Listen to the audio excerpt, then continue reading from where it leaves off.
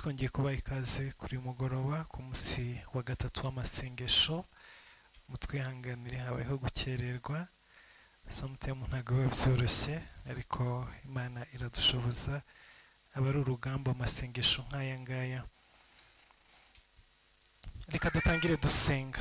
Data mu izina rya Yesu Kristo, turagushimira ubuntu bwawe, turagushimira ko ukomeje kubana natwe, turagushimira mwami ku burinzi bwawe, turagushimira ko dushoboje mwami kugera kuri umunsi wa gatatu w'amasengesho. Mwami turacyari imbere muri iminsi 7, turakwinginga kugira ngo mwami utubohore ingoyi z'ubukene, tubohore imivumo, tubohore karande, tubohore ibiturondora, ibidukurikirana, ibiturwanya, ibitunaniza, amacenga n'amayeri n'imbaraga zose z'umwijima biri muri iyi si biturwanya ngo tutabona umugisha. Ndakwinginze Mana kugira ngo ubitubohoreho. Reka ijambo ryawe rikomeze ritwubake, rikomeze rituzamure, rigira ritugeza mu bwiza bwawe no mu cyubahiro cyawe. Urakoze Mana kumva gusenga, izina ryawe gukira mu izina rya Yesu, amen. Uyu mugoroba ntabwo turi butinde cyane, turakoresha umwanya mutoya, hanyuma ndatekereza ko ejo Imana izadufasha, bizagenda neza.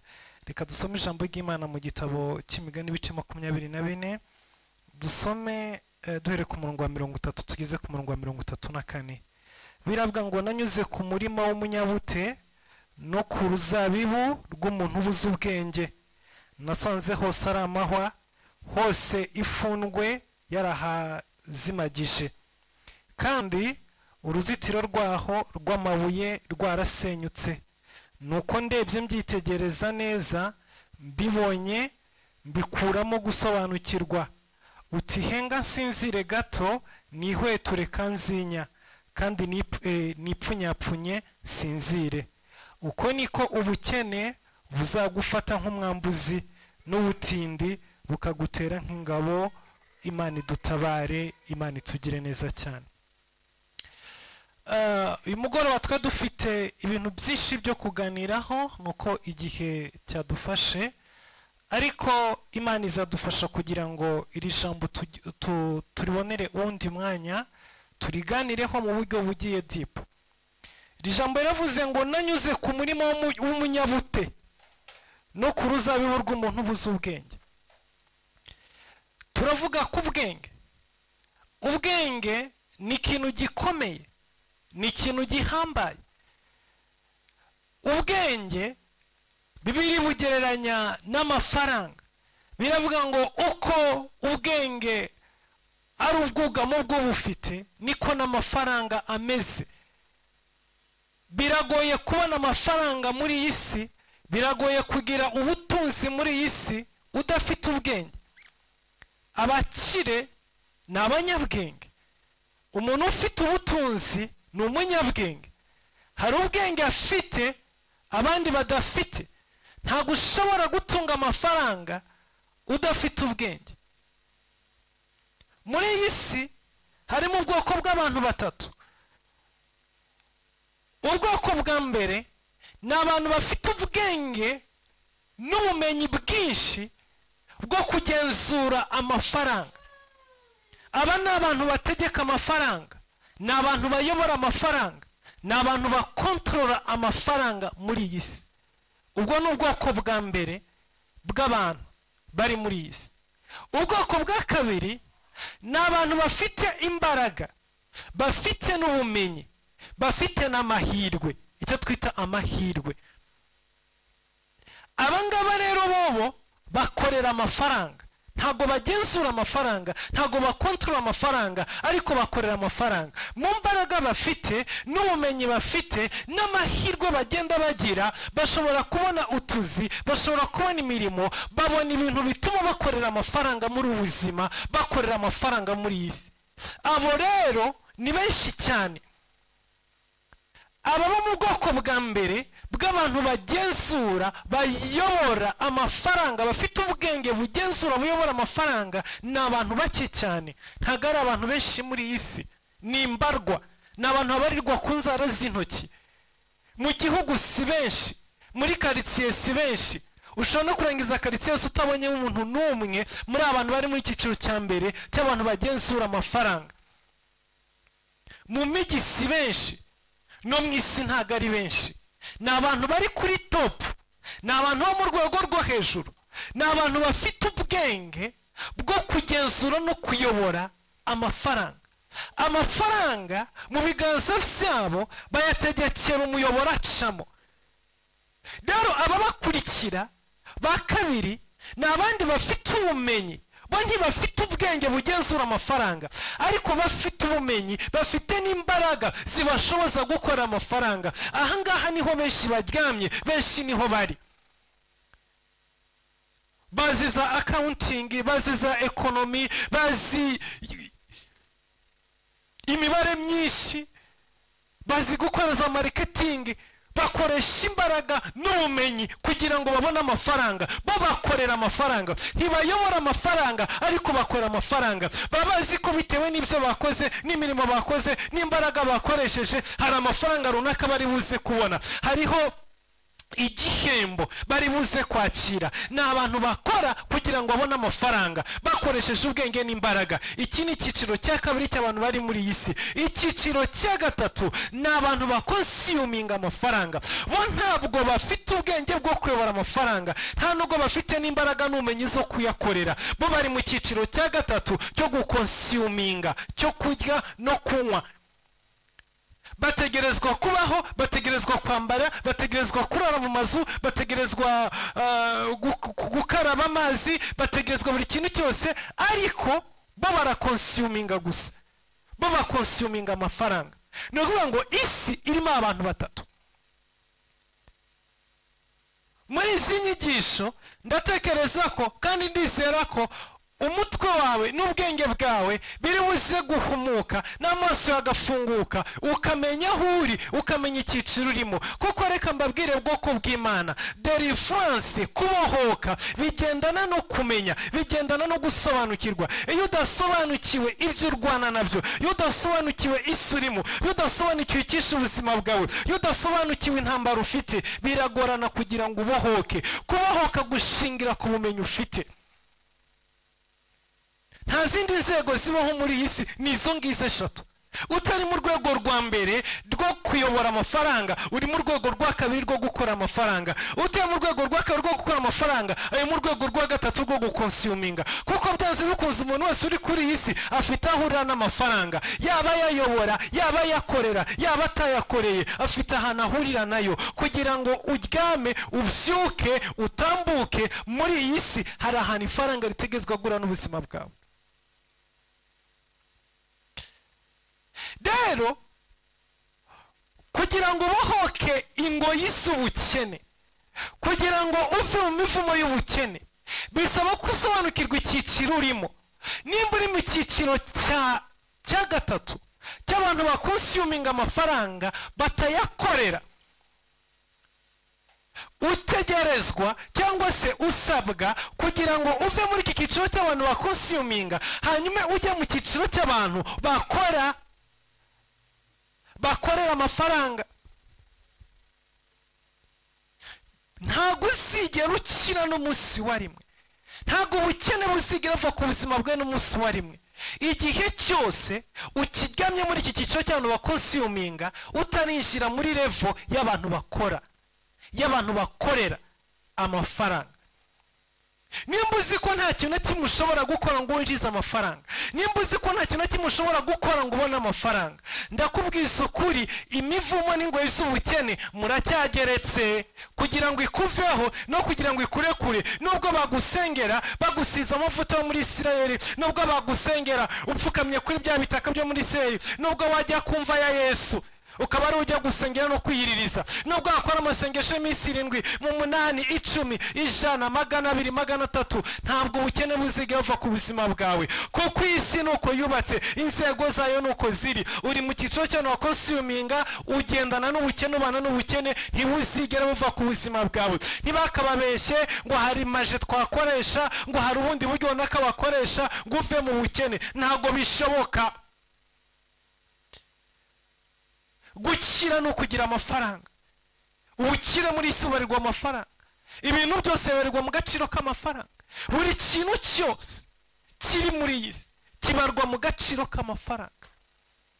Iyo barebye inzu bayiha agaciro bayishyize mu mafaranga, imodoka bayiha agaciro bashyize mu mafaranga, umwambaro baha agaciro bashyize mu mafaranga, ibyo kurya biha agaciro bashyize. Nta kintu na kimwe muri iyi si kitabarirwa mu gaciro k'amafaranga.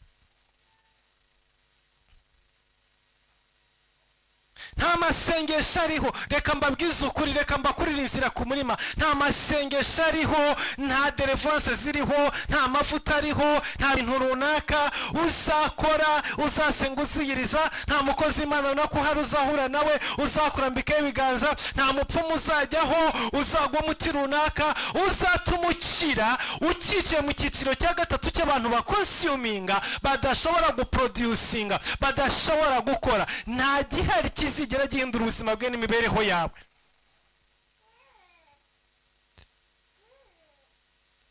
Inzira ni imwe gusa, icyo wakorerwa cyose. Impamvu y'izi nyigisho, impamvu y'amafaranga ni ukugira ngo umenye aho uri, uhasohoke, hanyuma winjire mu kindi cyiciro. Abari mu cyiciro cya kabiri rero, abangaba ni abantu beza cyane kandi ni abantu benshi.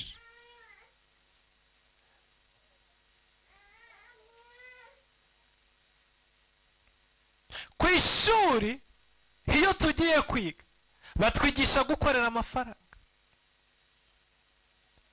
Amashuri yose yubatse muri iyi si, Yesu ashimwe, amashuri yose yubatse muri iyi si, ibyo azakwigisha n'ubumenyi bwose uzayakuramo buzakwigisha gukorera amafaranga. Abantu benshi muri twebwe dufite ubwenge, dufite ubumenyi, ntabwo dufite ubwenge, dufite ubumenyi twakuye mu mashuri, dufite imbaraga zo gukorera amafaranga. Kuko iyi si yubatse mu buryo yigisha abayituye ukuntu bagomba gukorera amafaranga. Kandi ubundi amafaranga ntakorerwa, amafaranga arakoreshwa, amafaranga arayoborwa. Amafaranga ameze nk'amazi. Yesu ashimwe. Amafaranga ameze nk'amazi. Amazi aratemba, ntushobora kuyafata ngo uyagumishe ahantu hamwe.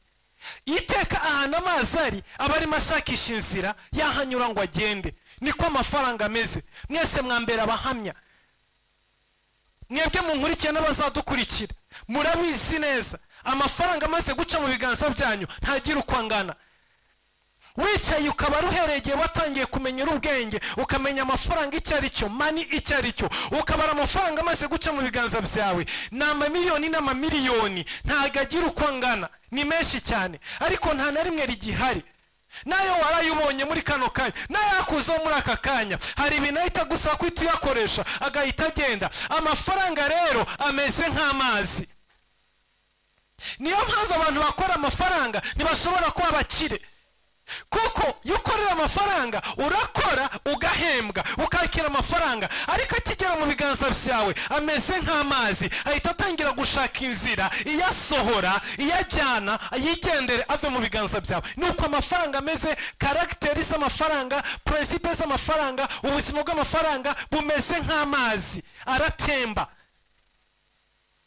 Nuwaguha miliyoni 10 muri kano kanya, ejo yagaruka agasanga zarangiye. Kubera iki? Ni amazi aratemba. Waguha ibihumbi 100 by'amadolari, ejo mu gitondo agasanga byarangiye. Kubera iki? Ni amazi aratemba.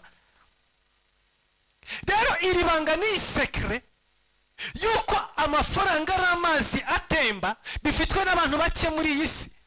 Abantu bose bazi ko amafaranga afite agaciro, ndetse bakora ijoro n'amanywa. Iyo uri ku ishuri wiga udasinzira uraza amaguru mwibase, kwari ukugira ngo igitondo kimwe uzashobore gukorera amafaranga, ntabwo ari ikindi. Iyo uzinduka mu gitondo utwara abantu birukansa ku ishuri, kwari ukugira ngo ejo nibakura bazashobore gukorera amafaranga. Iyo uzinduka muri gitondo wirukanka ugenda ujya ku kazi, uba ugiye gukorera amafaranga, ariko ukwezi kurashira bakayaguhereza, nyamara ukundi kwezi kujya kugera nta n'icumi usigaranye, yose yaratembye yarigendeye. N'amazi n'umugezi ntahagarara ahantu hamwe. ibi rero abamaze kubisobanukirwa bamenye neza ko gukora amafaranga bitazigera bihindura ubuzima bwawe. Gukora amafaranga ntibizigera biguhindura umukire, ntibishoboka. nta muntu ukorera amafaranga uzigera uba umukire muri iyi si, ntibibaho.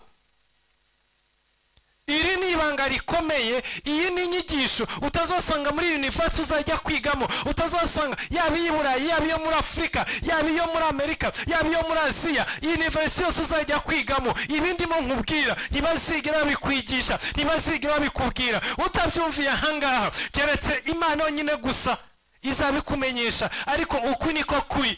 nta muntu n'umwe ukora amafaranga uzigera akirangamo umukire muri isi, kuko ntibishoboka. Karagiteri z'amafaranga ni amazi atemba, ni umugezi utemba, agera mu biganza byawe agenda. Urayakorera, wamara kuyabona yagera mu nzu yawe agashaka inzira iyasohora. Byanze bikunze akiyakandagira ahita creating inzira ituma ashobora guhita atangira kugenda gahoro gahoro. Amafaranga akinjira mu nzu yawe ahita kwibutsa yuko intebe wicayeho zishaje, arimo arakeretinga inzira yo kugucika ngo yigendere. Akinjira mu nzira ahita akubwira ko imyenda y'umwana yashize. Akinjira mu biganza byawe ahita akubwira ko iwanyu baburaye, babwiriwe. Amafaranga akinjira mu biganza byawe ahita akubwira ko umuriro washize muri cash power, ahita akubwira ko computer y'umwana ku ishuri yapfuye. Nuko amafaranga ameze, atangira guhita atemba, agenda kugeza igihe arangirira, nawe ukongera ugasubira mu mirimo, ukongera ugakoresha ubumenyi bwawe n'imbaraga zawe mpaka ugategereza ukwezi kugera. Ukwezi kwagera ukongera ukabona amafaranga. Abiwanyu bose bakayigabagabanya, abo mu rugo rwa mugore w'abana bawe, abaturanyi, inshuti. Reka mbabwire, iyi si yubatse uburyo amafaranga yose aza mu biganza byawe agomba kukuvamo. Yesu ashimwe. Reka mbabwize ukuri, funguka amaso yawe, ufungure ibitekerezo byawe, urebe ibintu bikuzengurutse bigusaba amafaranga bingana gute. Ni biki bikuzengurutse biguha amafaranga? Ni kimwe, ni bibiri, cyangwa se nta nacyo. Ariko ibigusaba amafaranga bikuzengurutse bihereye mu gitanda aho uryamye. Uryama ku ishuka rimwe, ku munsi wa kabiri kakubwira ngo nanduye, gura isabune umese, shyiramo omo. Nuko bigenda. Ujya muri dushe, korogati igahita ikubwira ati rega burya nashize, genda ugura iyindi. Uva muri tuwarete igahita igusaba gufurashinga, urushinge rukabura rikaza fagitire ikabigiyeho. Ibi gusaba amafaranga birakuzengurutse kugeza mu gitanda, kugeza muri tuwarete, mu gikoni, muri salo aho wicaye, aho utera intambwe, usohotse. Ibintu bigusaba amafaranga birakuzengurutse impande zose. Nimbura umudamu izera ziragusaba amafaranga, umusatsi uragusaba amafaranga, iminwa iragusaba amafaranga yo kuyisiga, buri kana kariko kose karagusaba amafaranga. Isi yubatse ibintu bikonsiyuminga amafaranga, birya amafaranga ku rwego rutagira uko rungana. Mbabarira muri kano kanya wicara ufate bike wandika ibintu bigusaba amafaranga. Nubona utujuje igitabo cyose ukacyuzuza ungaye, ariko shaka ibintu biguhereza amafaranga, andika nurenza 2 3. Urabura umuntu w'umugabo. Isi bayujuje nk'amaresitora n'amahoteli n'ibintu byinshi cyane bitandukanye. Irakubwira ngo ibyo wari wawe ntibiryoshye, zana amafaranga uze tukwereka ibindi biryoshye. Inkoko waririye mu nzu wawe ntiryoshye, iyo waririye ahangaha ku muyaga niyiryoshye. Nuko ngo isi yubatse. Isi yubatse mu buryo igukonsiyuminga, igukuramo buri faranga ryose rije. Isi ifite strategy zitagira uko zingana, zikwambura buri faranga rije mu biganza byawe, kandi ubukire bushingiye ku mafaranga. Mumbwire isi tubayemo yubatse muri ubu buryo, ifite strategy zingana uko nguko, zikwambura buri faranga ryose ubonye. Udufaranga turaza, amafaranga agahita akongorera. Isi yubatse yuko aba amafaranga hari umuhanda bagomba gucamo, abatagira bafite ahantu bagomba guca. Hari abagenda n'amaguru, bagenda ku magare, hari abagenda ku mamoto, hari abagenda muri bisi zatwegerane, hari abagomba gutega amataxi fatire, hari n'abagomba kugura imodoka bya V8 bikonsiyuminga binywa amaritiro 100 mu cyumweru. Ibyo byose biratuzengurutse kandi bigusaba, ntibiguha kuryama, ntibiguha gusinzira. Telefone iri mu biganza byawe, buri kana kariko kose, nta na kimwe kikwemerera kuryama no gusinzira. Buri kana kose kakubwira zana. ibi iyo utaricara ngo ubitekereze ubishyireho umutima wawe ubyigeho biragoye kugira ngo uzakire, kuko kugira ngo ukire birabanza kugusaba kwicara ugatekereza ukareba neza, mfite ibintu bingana gute binyaka amafaranga mu buzima bwanjye, ese ni ibiki mfite biyampa? iyo umaze kubishyira ku munzani ubona neza yuko igihe cyo kuryama kwawe ukwiriye kukigabanya, igihe cyo kwicara kwawe ukwiriye kukigabanya, igihe cyo gukina no kuzenguruka ukwiriye kukigabanya, kuko ibigusaba amafaranga ntibigira uko bingana, ariko aho uyakura ntihaboneka, ntihahari. Yesu ashimwe. ubundi ubuzima bwacu bumeze nk'ikibindi cyangwa se nk'umuvure ufite agatiyo kamwe gatoya kajugunyamo igitonyanga cy'amazi, hanyuma hakaba hari imiheha irenga 50 ishinze muri uwo muvure, hari abantu bose bari kuri miheha barimo bakurura, kandi barakurura ariko ikirimo gishyiramo amazi ni agatonyanga. ni uko ubuzima bwacu bumeze. ibiro ndimo ndabikubwira kuko ntuzigera ukira, ntuzigera umukira n'umunsi wa rimwe ugikorera amafaranga, ntibishoboka. hari icyo urushije wa wundi ukonsiyuminga gusa udakora, ariko ndakubwiza ukuri, ukeneye kuva mu rwego rwo gukora amafaranga ukagera mu rwego rwo gukontorora amafaranga, ukagera mu rwego rwo kuyobora amafaranga. Yesu ashimwe. abantu bayobora amafaranga ni abantu bafite ubwenge bwo mu rwego rwo hejuru, ni abantu bafite ubwenge nk'ubwa Salomo, kuko basobanukiye ko amafaranga ameze nk'amazi, hanyuma kugira ngo ukontorore amazi bigusaba kuyubakira inzira. Yesu ashimwe. ntabwo ufata amazi ngo uyafungirane ahantu runaka, ntibishoboka, arabomoka, ashaka inzira. ahubwo amazi uyubakira imiyoboro, uyubakira inzira, ushyiraho ibigega biyafata, ugashyiraho imiyoboro atemberamo. niko bakontorora amazi. amafaranga yubakirwa inzira, yubakirwa imiyoboro, yubakirwa ibigega, ashyirwaho strategy atemberamo, anyuramo. abantu bafite ahantu amafaranga atembera nibo ba nyiri amafaranga, nibo ba nyiri ubutunzi, nibo ba nyiri ibintu muri iyi si. ariko umuntu wese utarashyiraho umuyoboro, umuntu wese utarabaka shano, utarashyiraho ikigega gifata amazi, umuyoboro ucamo amazi, biragoye kugira ngo controlling amafaranga, biragoye kugira ngo controlling amazi ya controlling aho baka umuyoboro atemberamo. Yesu ashimwe. iyo umuntu yageze ku rwego rwo kubaka umuyoboro ahantu amafaranga aca, ahantu amafaranga atembera, aba arimo atera intambwe yo guhinduka umukire. iyo amaze kugira ubwenge bwo kubaka uwo muyoboro hanyuma akawushyiraho, yangiza akawurinda, ahinduka umukire, ajya mu rwego rw'abakire. Haleluya. reka ibitekerezo byanyu bikanguke, reka ubwenge bwanyu bukanguke. amafaranga yanyu mwese yo muyabonye muyajyana hehe? iyo urangije kuyakora uyajyana hehe? uyajyana kwa wundi wubatse umuyoboro atemberamo. Yesu ashimwe.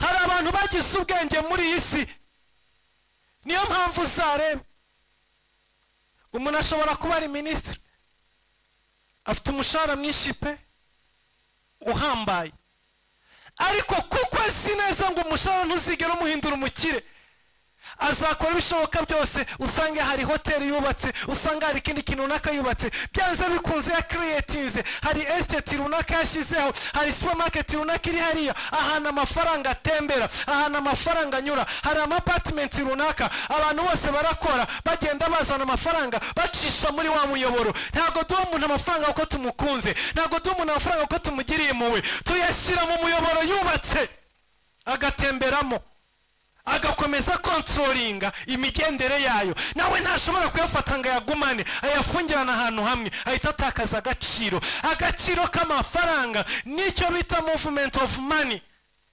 Yesu ashimwe. value of money idependinga na movement of money. iyo amafaranga arunze ahantu hamwe atakaza agaciro. kugira ngo amafaranga agire agaciro nuko aba afite imiyoboro atemberamo.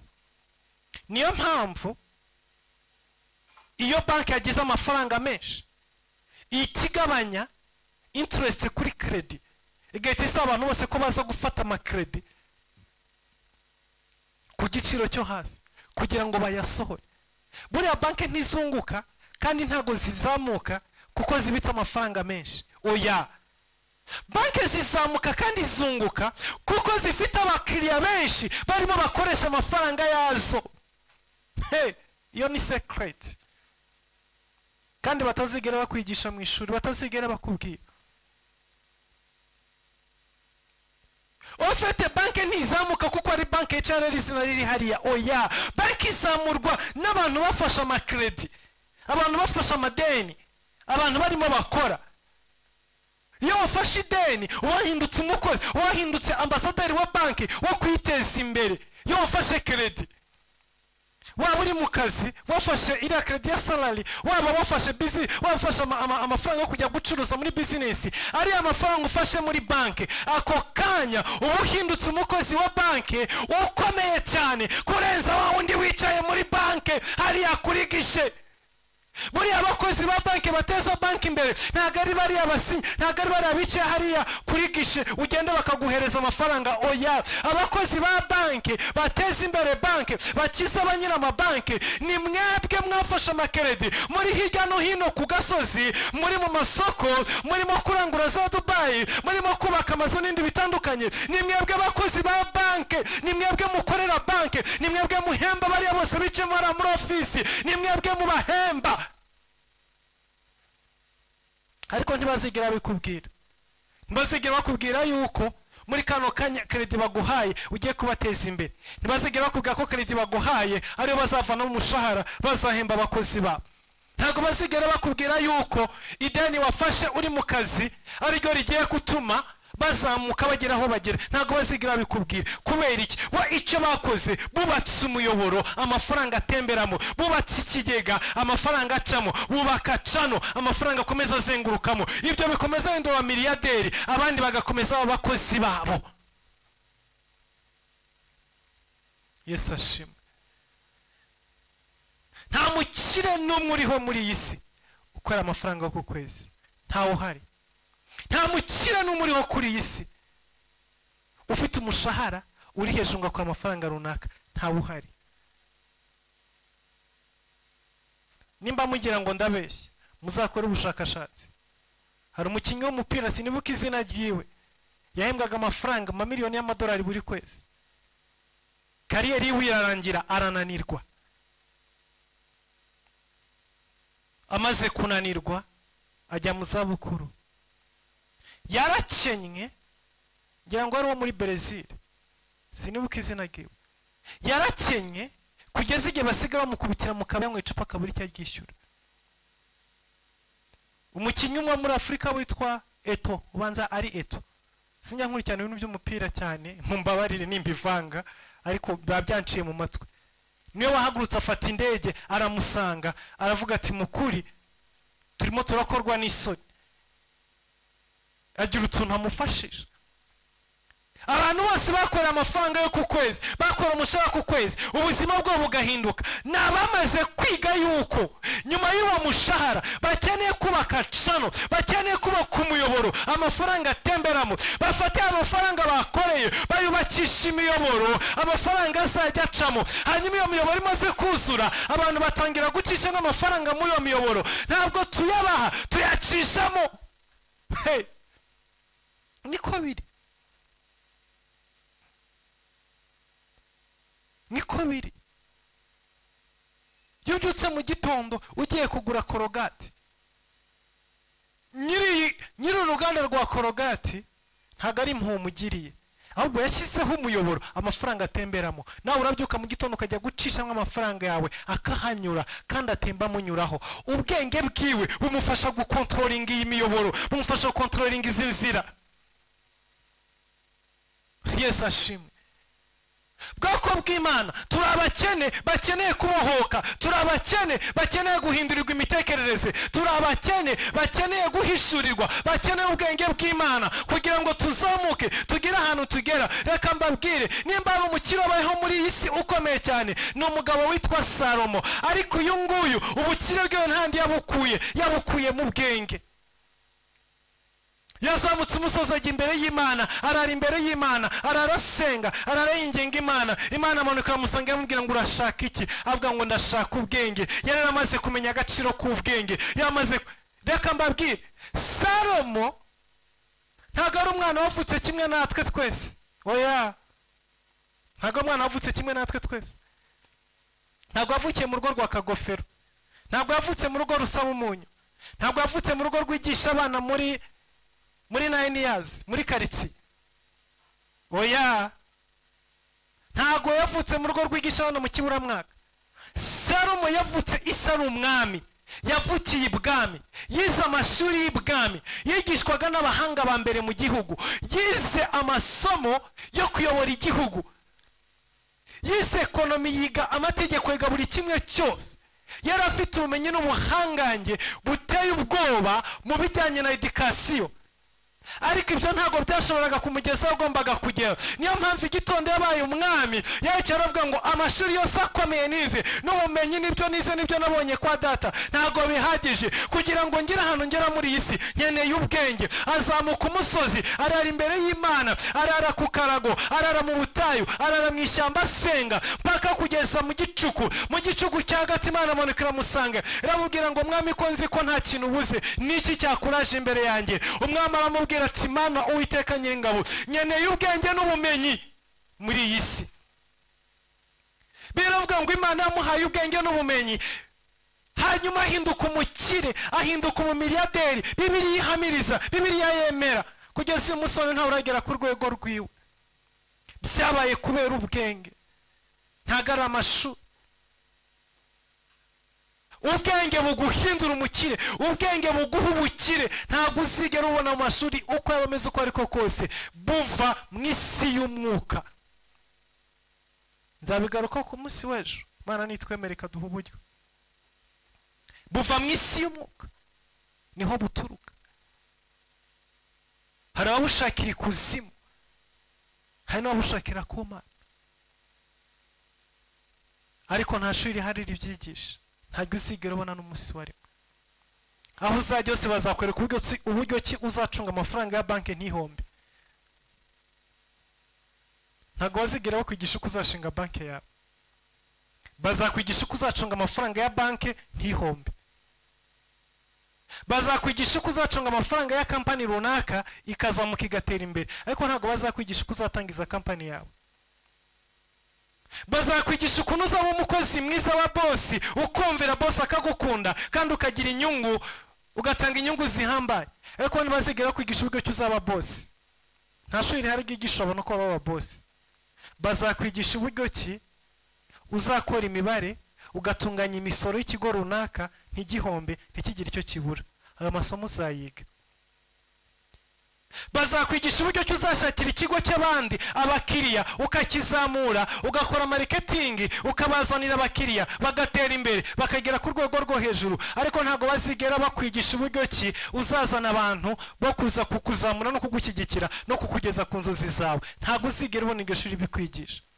Kubera iki? Abafite ubwo bwenge bafite ahantu babukuye mu isi y'umwuka, ntabwo babucuruza, ntabwo babushyira hanze. Bazi ikiguzi bishyuye n'igitambo batanze kugira ngo babone. Ntabwo bazigera babugabanaho n'umuntu n'umwe, kuko bashaka kugumana ubwo bumenyi n'izo mbaraga. Niyo mpamvu twese tuzarangiza dufite ama PhD twiruka nka tudepoza, bazatwigisha gukora CV kugira tudepoze dushaka akazi. Ariko ntibazigera batwigisha ko duhitamo umukozi mwiza tugiye guha akazi. Oya, suko ubwo bumenyi budahari, burahari ariko burindishijwe inkota. Suko ubwo bwenge budahari, burahari ariko nibanga rikomeye cyane, rindishijwe imbunda n'ibisasu kirimbuzi. Niko bimeze niyo si turimo. kugira ngo dukire, kugira ngo tubohoke izi ngoyi z'ubukene, biradusaba gusenga, biradusaba gushaka Imana, biradusaba guhamagara Imana, kuko benshi bagiye gushaka ubwo bwenge kwa Satani, bagiye kubushaka mu kidayimoni, bishyuye ikiguzi, kandi ibyo kwa Satani birirukanka. Kubera iki? Byubatse ku mucanga. Ariko ibyo ku Mana ntabwo bipfa kuza gutyo gusa. Iyo wubaka ku Mana uba wubaka ku rutare. Bigufata igihe, bigusaba kwihangana no gutegereza, bigusaba kwemera guca mu nzira zose zishoboka n'ikiguzi cyose usabwa. Mana yacu turingire kandi dutabare. Ijambo twasomye ryavuze ngo nanyuze ku murimo w'umunyabute no ku ruzabibu rw'umuntu ubuze ubwenge. Iyo wabuze ubwenge ubukene buragusanga. Iyo wabuze ubwenge ubukene bugutera nk'umwambuzi. Ubwenge nibwo buzana ubukire, ubwenge nibwo buzamura abantu, ubwenge nibwo buhindura ubuzima n'imibereho y'abantu. Ubwenge Yesu ashimwe. Hari abantu benshi nzi nawe uzi babonye amafaranga atagira uko angana pe, ariko igitondo kimwe ugarutse kubareba usanga nta n'icumi basigaranye, yose barakonsumize, barayarangije. Ariko hari abandi kubera ubwenge bw'Imana buri ku buzima bwabo bakira udufaranga dukeya, batwubakira umuyoboro dutemberamo. Uyu munsi none ni abakire mu rwego rw'isi.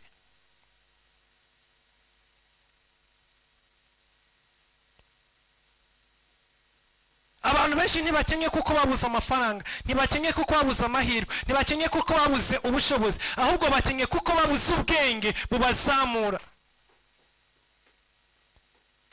Nibyo babonye bakabipfusha ubusa.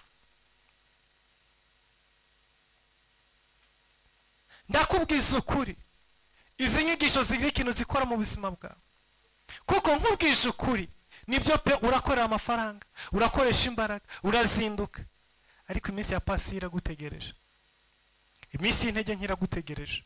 Icyo kibuga urimo hari abandi bakubwira ngo sohoka natwe twinshi, warariye tuvire mu nzira natwe tuze dukore. Umunsi akazi kahagaze uzapfa usabiriza, uzapfa uri umukene. Niyo mpamvu gukora amafaranga bitazigira bigira ikintu bikugezaho. Si bibi, kuko ni urwego rukwinjiza mu rwego rwa gatatu.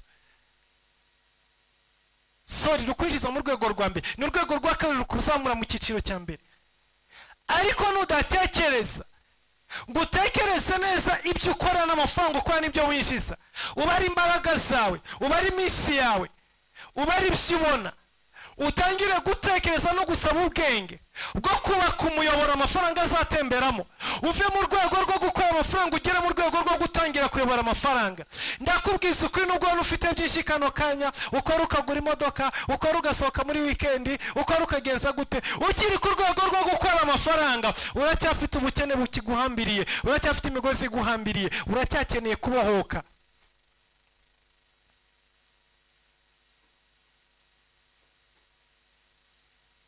Uyu muntu ubuze ubwenge ngo nasanze hose ari amahwa, hose ifurwe yarahazimagije.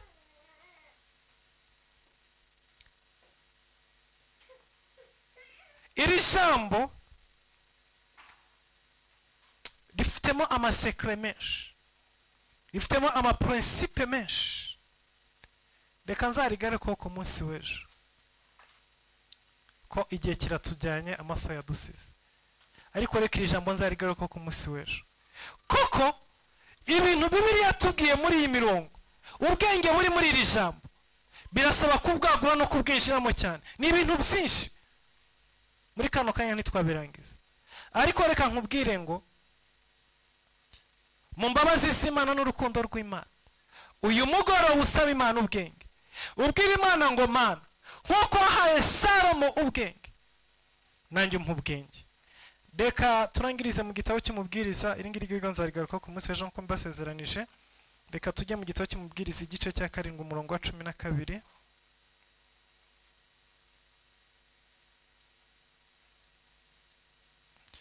Reka dore ku murongo wa 11. Umubwiriza igice cya 7 umurongo wa 11. Ubwenge buhwanije ubwiza nk'ibyo umuntu arazwe, ndetse burushaho kubonerera abakireba izuba. Urumva ngo ubwenge buhwanije ubwiza nk'ibyo umuntu arazwe. Heritage, ubwenge buhwanije ubwiza n'ibyo umuntu arazwe, n'ubutunzi umuntu arazwe. Murumva ubwenge? Murumva ubwenge? Ngo ndetse burushaho kubonerera abakireba izuba, burushaho kubera bwiza abagihumeka, abagikanuye, abakibona. Yesu ashimwe. Nimba ukireba izuba, nimba ugikanuye, ubwenge buzarushaho kukubonera, buzarushaho kukubera bwiza, kubera ko bumeze nk'umurage, bumeze nka heritage. Ubwenge bisa nko bakuzanira, bakakuzanira amapatimenti, amazu, amamodoka, imitungo, bakabikuraga. Iyo ufite ubwenge umeze nk'umuntu bafashe bakamutera ama etaje n'ibiki byose, bakamubwira ibi ni ibyawe. Umuntu ufite ubwenge ari muri icyo cyiciro. Yesu ashimwe. Kuko abigusigiye utagira ubwenge, ugira ubwenge azaza byose abyakire, abikontorora, igitondo kimuzagaruka uzumuceho inshuro. Umurongo wa 12. Kuko ubwenge ari ubwugamo nk'uko ifeza ari ubwugamo, ariko umumaro wo kumenya n'uyu, nuko ubwenge burinda ubugingo bw'ubufite. Haleluya. Ngo kuko ubwenge ari ubwugamo nk'uko ifeza ari ubwugamo. Ubwenge n'amafaranga, ubwenge n'ifeza, ubwenge n'izahabu biri ku gipimo kimwe. Uko ubwenge ari ubwugamo, niko n'ifeza ari ubwugamo. Bivuze ngo ufite ubwenge buguha amafaranga. Ntushobora kugira amafaranga udafite ubwenge. Ni ibintu biri ku munzani umwe. Ngo kandi kireze kuri ibyo ngibyo, ubwenge burinda ubugingo bw'ubufite. Kugira ngo tubohoke ingoyi z'ubukene muri aya masengesho, dukeneye ubwenge isi itaduha, dukeneye ubwenge tutakuye amashuri, dukeneye ubwenge buvuye ku Mana, nk'uko Salomo yapfukamye akabusaba. Kuko ubwenge ari ubwugamo, ubwenge ari ifeza, ubwenge ari izahabu, ubwenge ni ubutunzi, ubwenge ni heritage. Dukeneye ubwenge kugira ngo ingoyi z'ubukene zituveho. Upfukame usenga ubwira Imana ngo Mana, sobanukiwe neza uyu mugoroba ko kugira ngo nsoke mu ngoyi z'ubukene nuko ngira ubwenge. Hari ubwenge ntafite, niyo mpamvu nice muri ubukene igihe kingana uku nguku.